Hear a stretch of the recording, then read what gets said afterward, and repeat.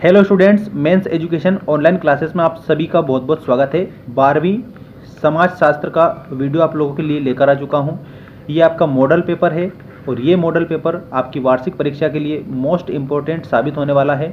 तो आप अधिक से अधिक अपने मित्रों के साथ इस मॉडल पेपर को शेयर कर दीजिए और सब्जेक्ट है आपका समाज शास्त्र। तो मित्रों, बिल्कुल आप इसे रोटेट कर लीजिएगा और कंप्लीट आप इसे याद रखेंगे। समाज शास्त्र का ये जो पेपर है आपके लिए बहुत ही महत्वपूर्ण होने वाला है। इसमें मैं डिस्कस करूंगा आप लोगों से वह प्रश्न जो कि परीक्षा में एज इट इज आपको देखने को मिल सकते हैं।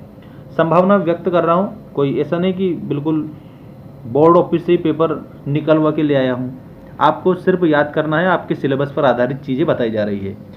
देखिएगा, भारत में पहली राष्ट्रीय जनसंख्या नीति किस सन में घोषित की गई? तो इसमें आपको याद रखना है 1976 में घोषित की गई थी। ठीक है। इसके बाद में नेक्स्ट देखिएगा, किसने कहा कि जाति एक बंद वर्ग है?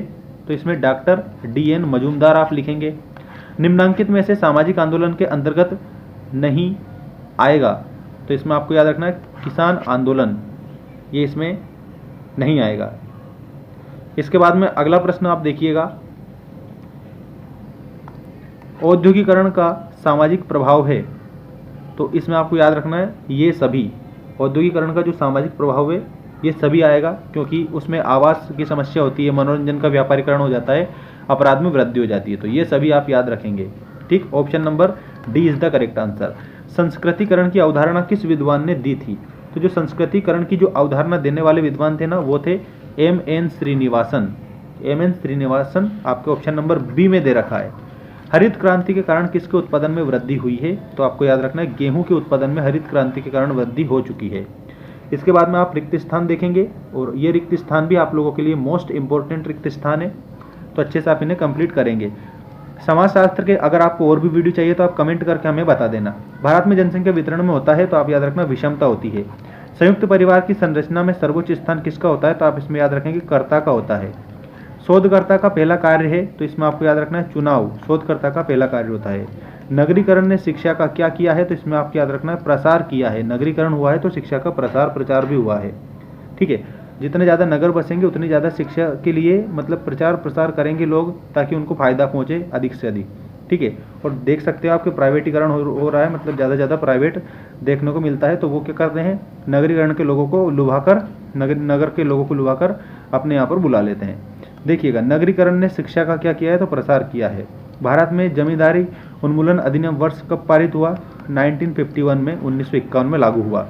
नर्मदा आंदोलन में महत्वपूर्ण भूमिका निभाने वाली महिला का नाम क्या था? तो मेधा पाटकर, इन्होंने महत्वपूर्ण भूमिका निभाई थी नर्मदा आंदोलन में।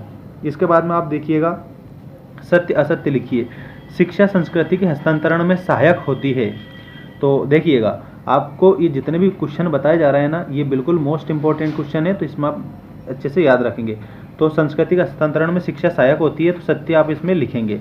जाति की सदस्यता के साथ विवाह संबंधी कठोर नियम शामिल नहीं होते हैं, तो इसमें आप असत्य लिखेंगे, जैसा कि आपको यहाँ पर बताया गया है। सन 1955 में हिंदू विवाह अधिनियम पारित हुआ, तो इसमें आपको क्या लिखना है? इसमें आपको सत्य लिखना है। समाजीकरण की प्रक्रिया काफ़ी लंबी एवं विस्तृत होती है, तो इसमें आपको सत्य लिखना है। जमींदारी व्यवस्था में किसान ही भूमि का मालिक होता है, तो इसमें आपको असत्य लिखना है, क्योंकि किसान भूमि का मालिक नहीं होता है, जमींदार भूमि का मालिक होता है जमींदारी व्यवस्था में। सामाजिक आंदोलन किसी विशिष्ट उद्देश्य की ओर निर्देशित नहीं होते हैं, तो इसमें भी आपको असत्य लिखना है, क्योंकि जो सामाजिक आंदोलन है उनका कुछ ना कुछ विशिष्ट उद्देश्य होता है। और बाकी आप यहाँ से भी डायरेक्टली देख सकते हैं, स्क्रीनशॉट लेकर भी आप इसे कंप्लीट कर सकते हैं, क्योंकि मॉडल पेपर है आप लोगों के लिए, इसमें से बहुत सारे क्वेश्चन आपको देखने को मिलेंगे। ग्रामीण समुदाय, तो इसमें आपको याद रखना है जजमानी व्यवस्था। मुस्लिम विवाह, तो इसमें आपको याद रखना है एक समझौता। आर्य प्रजाति, तो इसमें आपको लिखना है उत्तर भारत। Social change in modern India, तो इसमें आपको देखिएगा, जो सोशल चेंज मॉडर्न इंडिया है, ये श्रीनिवास जी के द्वारा लिखी गई थी। थियोसॉफिकल सोसाइटी, तो इसमें आपको याद रखना है ऑप्शन नंबर बी वाला, ऑप्शन नंबर बी मतलब श्रीमती एनी बेसेंट। और वैश्वीकरण, तो वैश्वीकरण में आप ऑप्शन नंबर ए पर जाएंगे, जो कि यहाँ पर आपको दे रखा है सार्वभौमिकता। ठीक, इसको आप अच्छे से कंप्लीट करेंगे। अब देखिएगा, एक शब्द या एक वाक्य में उत्तर दीजिए, इनको भी आप अच्छे से देखें और याद करें। उपनिवेशवाद के शत्रु का नाम लिखिए, तो उत्तर में आपको राष्ट्रवाद लिखना है। राष्ट्रवाद। जनसंख्या के विज्ञान को क्या कहते हैं? तो जनसंख्या का जो विज्ञान होता है उसको बोला जाता है जननांकिकी। ठीक है। उसके बाद में जाति व्यवस्था का सबसे कठोर नियम कौन सा है? तो अंतर्विवाह। अंतर्विवाह ये जाति व्यवस्था का सबसे कठोर नियम होता है। अंतर्राष्ट्रीय महिला दिवस किस दिन मनाया जाता है? तो प्रतिवर्ष मनाया जाता है 8 मार्च को अंतर्राष्ट्रीय महिला दिवस, इंटरनेशनल वुमेन्स डे। राष्ट्रीय एकता में सर्वप्रमुख बाधक तत्व क्या है? तो आपको याद रखना है भाषावाद और क्षेत्रवाद। भाषावाद प्लस क्षेत्रवाद ये राष्ट्रीय एकता में बाधक है। आधुनिकीकरण का संबंध भारत में सांस्कृतिक परिवर्तन से है अथवा संरचनात्मक परिवर्तन से? तो आपको याद रखना है जो सांस्कृतिक परिवर्तन है उससे आधुनिकीकरण संबंधित होता है।